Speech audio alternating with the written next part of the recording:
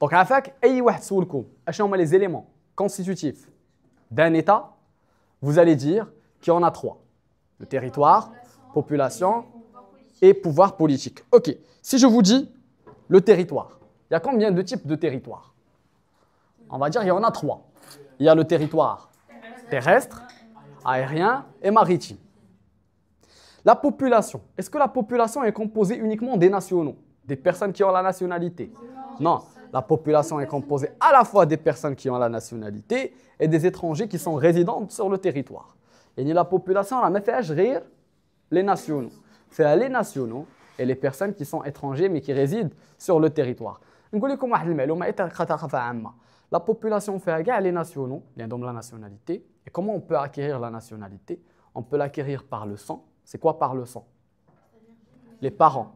Si jamais on a des parents qui sont marocains, on a la nationalité marocaine. Par le mariage, mais au Maroc, le mariage, c'est uniquement l'homme qui se marie avec une femme étrangère.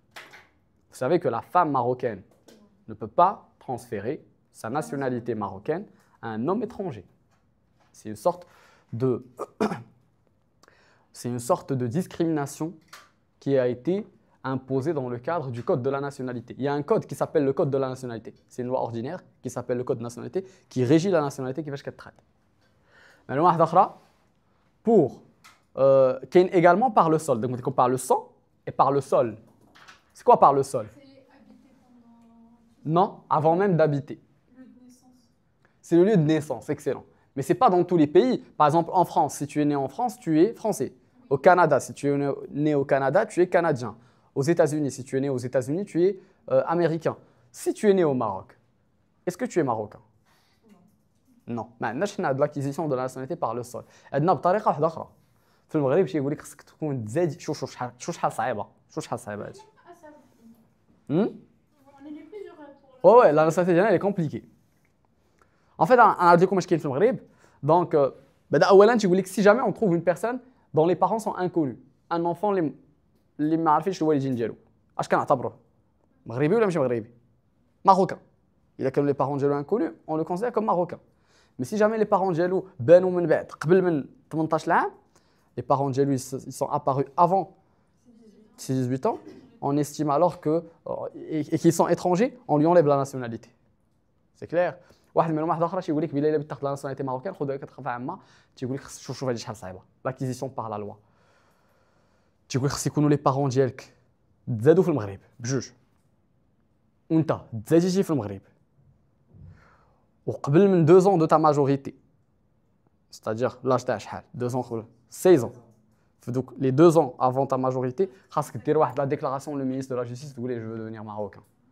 Donc elle dit c'est l'acquisition de la nationalité par la loi. C'est très compliqué. Soit elle dit que nous تزادوا في المغرب وانت تزاديتي في المغرب وبقيتي في المغرب régulièrement.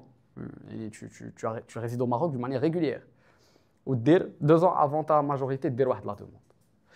En dehors de ce que je viens de vous raconter, qu'il y a également d'autres situations بحال الكفالة بدون ما ندخلش معكم في هاد لي ديتاي مي كتعرف عام عارف انه كاين واحد الكلمه هي اللي تعقل اون بروسيدور هي مسطره في كاع الدول كاينه غير تسمع هاد المسطره عرف انها هي المسطره باش ناخذوا لا ناسيوناليتي.